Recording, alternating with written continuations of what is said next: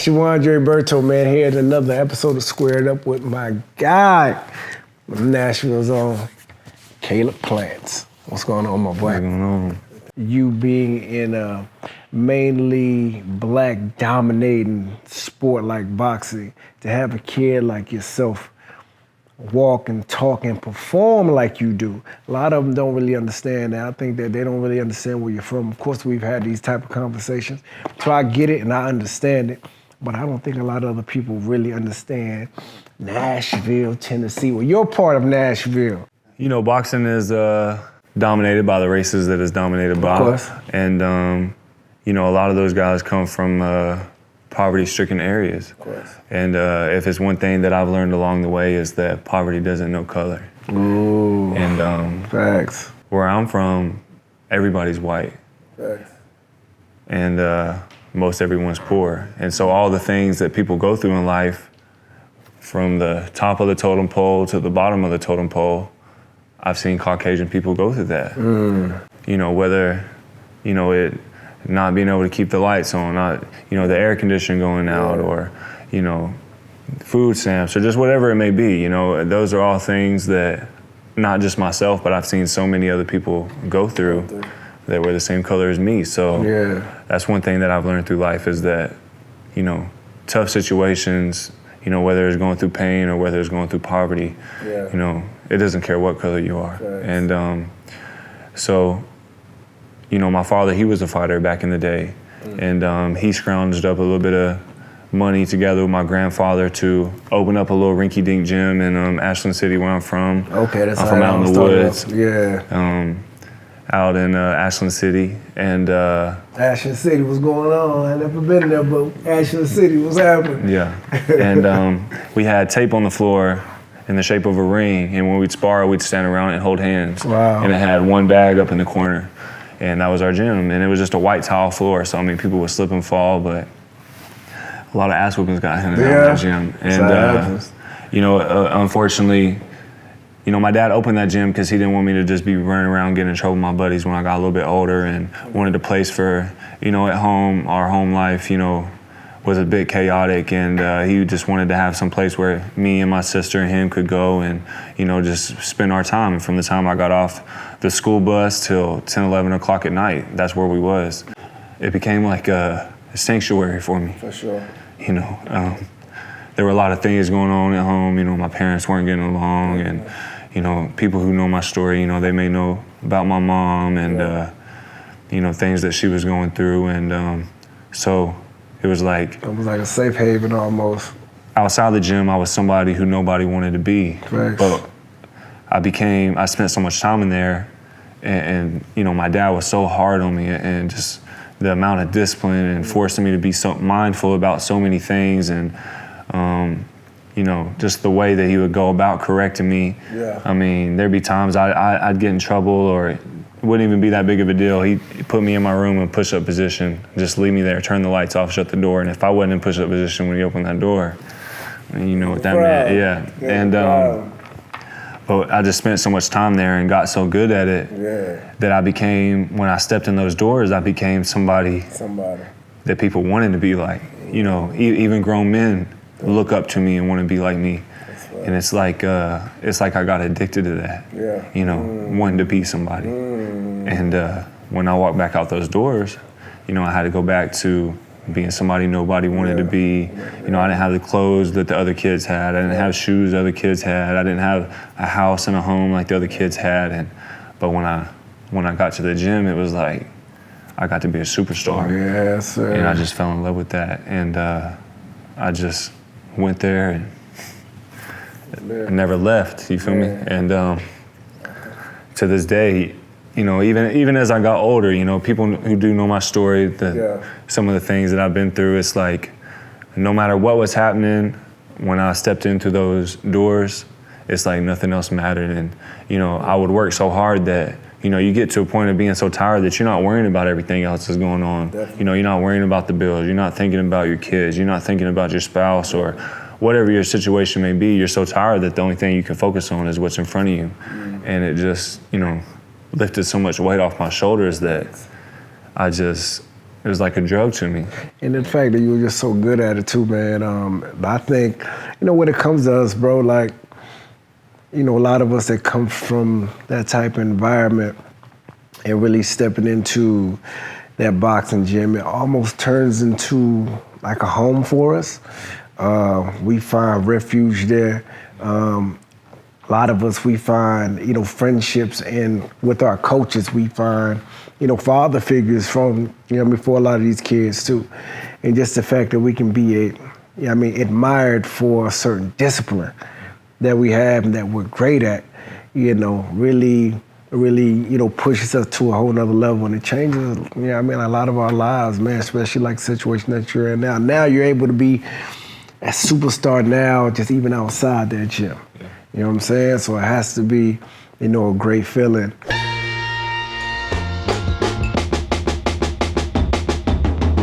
I'm out here at Urban Necessities. My man Caleb Plant brought me here, one of the illest spots in Vegas. If y'all don't know my man 2J's, he's the man when it comes to this stuff. Caleb Plant, he loves to collect shoes.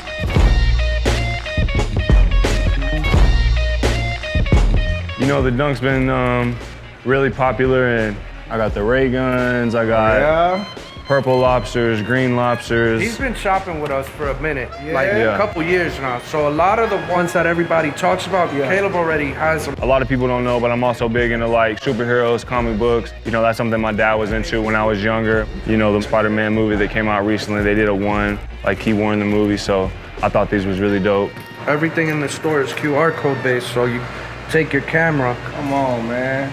See the technology you use 11 and a half is 480. That's my size. I'm gonna walk away with those today. Well, just tell me how your love for shoes even started, bro.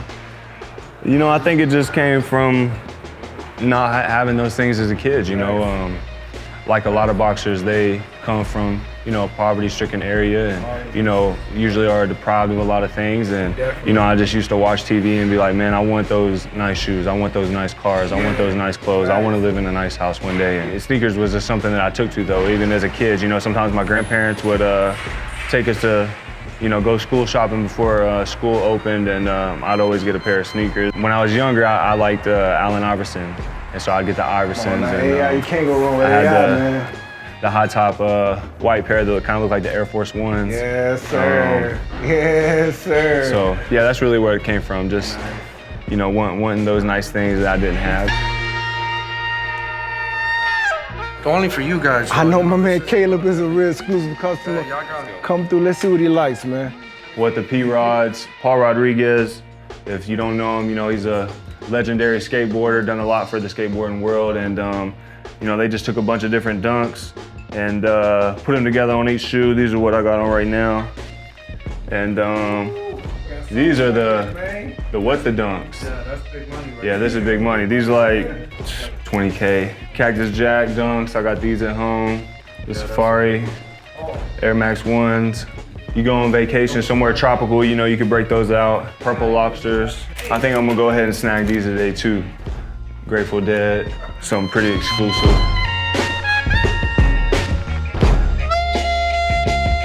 So if y'all want to know what Caleb spends all his damn fight money at, here it goes. Right here. Nah. Smart with it, smart with the money. Oh yeah, I know for sure.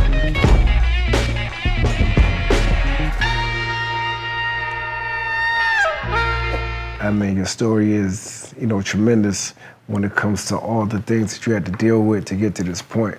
Of course, with your mom, and then, of course, the situation, with your daughter now that, I believe it was like 19 months was she here, and then she ended up passing. Of course, myself being a new father now, just imagining just going through that process, not even, I'm talking about like really walking through that process with your daughter and just her just, passing away in your arms, while you're steady active and still trying to get ready for fights and still trying to provide, for the rest of your family.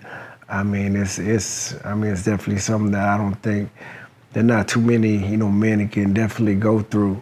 But the fact that you did and you continue to try to persevere and push forward, something else. But of course, that story, I think, of course, those of you that don't know, he give us a little bit of that too. Yeah, I mean, I think with all of us,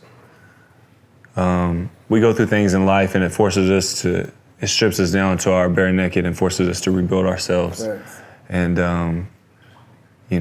either you come back, you may have chips in you, but you come back a little bit stronger. And, that, at this point in my life, I honestly feel like I'm immortal, you know what I'm saying? I feel like I've already died so many times and came back that I feel like earlier you talking about why I walk the way I walk or why I talk the way I talk or why I carry myself the way I do.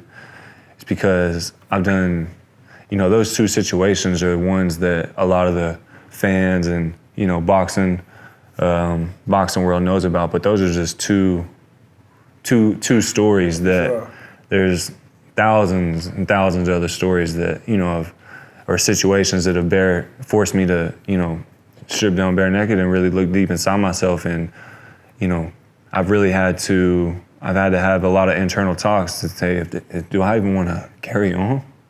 And, sure. But, with my daughter, she was born with a rare disease and, she had anywhere from 300 to 500 seizures a day. She had brain damage. She had eight medicines she had to take twice a day. She had to take, doctor's appointments downtown on a weekly basis. She had to be fed through a Mickey tube in her stomach, and she couldn't eat or swallow anything. I mean, it wasn't just a situation where one day she got sick and, that was the end of it. I mean, this was an ongoing situation where, she was on life support, 4 or 5 times. She was in the hospital for months at a time. I'd wake up from the hospital, go to the boxing gym, come back, sit with her, go to strength and conditioning, come back, be with her, go home, get more clothes and, whatever things need to be grabbed from the house, come back and be with her, put my running stuff on, go run, come back, sleep on the bed at the hospital, which is, about like sleeping on this right here and, eating the food at the hospital and, that's where I would be doing my pro camp set is out of the hospital. And, I feel like on top of that, I'm not from a place where boxing is a culture. Where I'm from, there are no boxers. There is no boxing culture. There was nobody that I had to look up to be like, man, I want to do it like that. And he's giving me this advice. And, boxing chose me, boxing didn't choose me. You know what I'm saying? I chose this. And through thick and thin, I've chosen boxing. And that's where I feel like I get my confidence from is there's been so many times where I could have quit or failed or folded. And it's like, whatever was looking at, sitting across the table looking at me, I looked right back at it and said, there's nothing that you can do to break my will or make me fold. And, I love it, bro, because I think, my pops used to always tell me, bro, that life is a fight. You know what I mean? Period. You know what I mean? That you gotta stay ready yourself. You always gotta be mentally and physically prepared for whatever comes across your plate. And that's why I love the fight game so much because it just resonates so much with life. You know what I mean? In every capacity. And I just think that you just, real, like you embody all of that, because of course come from where you come from and fighting your way out of where you come from your circumstances, from where you live to, situation with your daughter, your mom, and becoming a world champion, bro. Becoming a world champion. Tell me how was that feeling, of course, was a promise to your daughter as well. But to be able to work all those years, man, and be able to just accomplish that, and right now you're just scratching the surface of it right now. You know what I mean? You got a lot of guys with the name. With your name in their mouth. Everybody looking for Caleb Plant now. You know what I'm saying? Like, how does it feel being the underdog, but now they're hunting Caleb Plant right now. Yeah. They're looking for you. They need that. Well, they need that. Just to win that world title, especially under the circumstances it was against Jose, we broke down the fight. Everybody saying, Caleb's not near as slick as Andre Berto, so how if you know, if this happened to him, what's gonna happen to Caleb? And you know, like I said, the only thing better than proving somebody right is proving somebody wrong. And just getting my hand raised and hearing those words, and the new, I mean, is indescribable. You know, just everything that I had ever been through, all these years in the gym. I mean, all these tournaments, my dad drove me across the nation in his little car. I mean, I'd be the first seed in a tournament. My dad would go to the commission the night before the tournament started, pull me from the first seed and put me as the last seed so I wouldn't get a bye, and said, if my son wants to win this tournament, he's got to fight every day. My son don't get no byes. And just, you know, I started off 1-4, you know, but my second fight, I fought a multi-time national champion. My third fight, I fought, it's just my dad would just put me in with these killers so early on and, you know, put my hand in the fire and make me hold it there, that I feel like, you know, those experiences early on really, you know, equipped me and prepared me for, you know, the situations that I'm in today. And, you know, it feels good to be at the top of the fight game doing what I'm doing, and, you know, but I feel like people misconstrued, you know, they become world champion and they feel like they're getting hunted when they should be keeping the mentality that they're still hunting. And that's one thing that I've tried to keep at the forefront of my mind is there's never gonna be a point in time in my career where I'm the hunted. No matter how big I get, no matter how many belts I get, no matter how much money I get. There you go, talk your shit. No matter where I'm at and in my boxing career, I'm gonna always keep that in the forefront of my mind that I'm the one hunting y'all not hunting me. Hey, and once you get a hold of me, you're gonna find out. You'll find out real quick. Do you think there's any guy right now in your division that's going to be my big breakout fight, that Caleb Plant is who I say I am? Who he says he is. You know what I mean? What fight does Caleb Plant feel that it's going to be his breakout fight to really put him where he needs to be?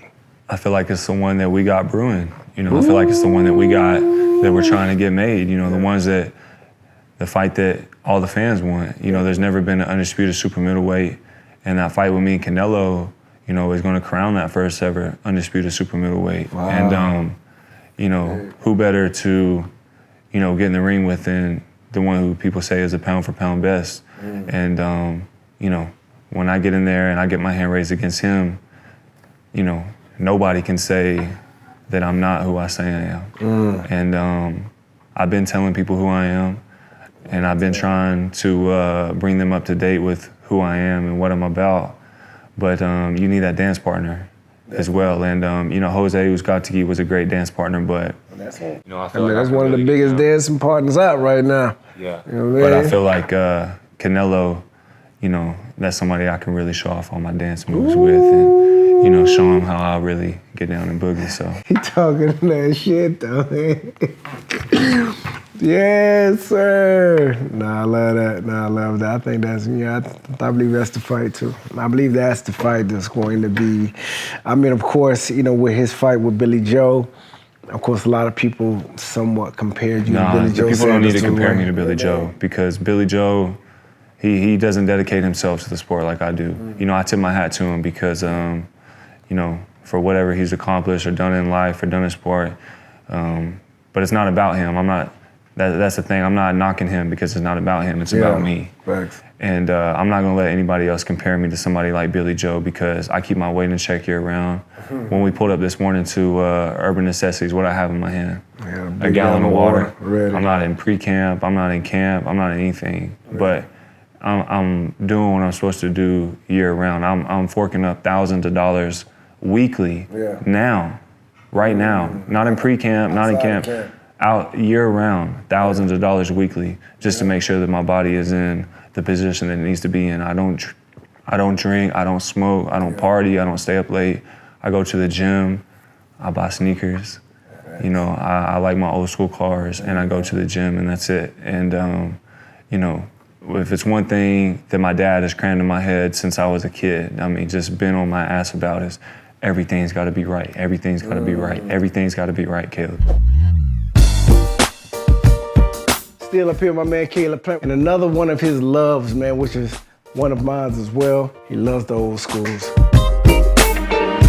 Yeah, if you don't know by now, I own a 1964 Impala, Laurel green, got the Zenith wheels on there. If you look around the car, you know, you'll see all the trim is two-tone engraved. The side mirrors, the rear view mirror, windshield wipers, the wheels, the headlight bezels, tail light bezels. The details, people, the details. And this right here was on your list for a while, right? Yeah, this has been one of my dream cars since I was a kid. You know, me and my dad, we always loved muscle cars, classic cars, and you know, we said, you know, one day when the boxing thing took off, that you know, you probably wouldn't catch us in no Lamborghini or you know, no Ferrari or nothing like that. We try to keep it old school, keep it classic. That's just been our style, and that's what we like. But crazy. The original 327 in there. Yeah. We took it out, took it apart, cleaned it, sealed it, painted it, some intake on there. Crazy. Dakota digital dash. I got AC put in because if you know anything about Las Vegas summers, this shit is crazy out here right now. It's gonna be crazy hot. And how long did it take you just to redo the whole joint? It took about 9 or 10 months to get everything. It was really the trim. Just the trim alone on the car is 15K. So crazy. I really put a lot of money into this car.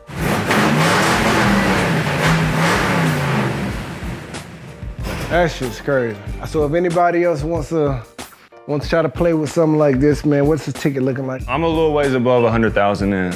If you want to play, you gotta pay. You gotta pay.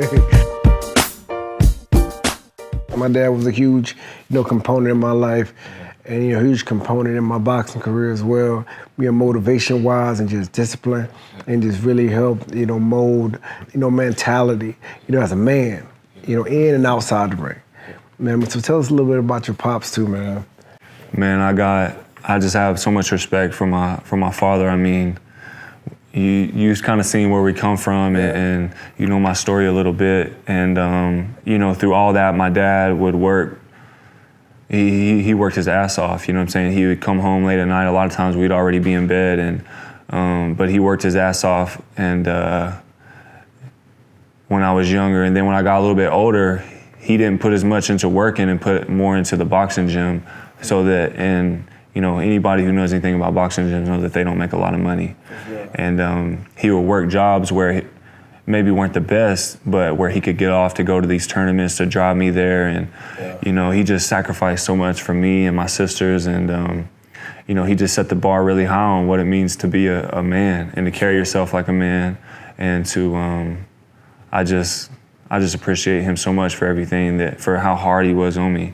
And, just the discipline that he instilled in me, the mindfulness he instilled in me. And to this day, I mean, me and my dad are so close. And I'm just really grateful for having a strong father figure in my life, because through all the hecticness and chaoticness, I feel like if I didn't have that strong father figure, that, I probably wouldn't be, I know for a fact that I wouldn't be sitting here. And, I also want to, give a lot of thanks to my grandfather too. My grandfather, when he was, how old was he? 8 or 9. Yeah, when my grandfather, he was 8 or 9, he left home because his parents didn't even have the money to take care of him. And he was selling ice cream sandwiches.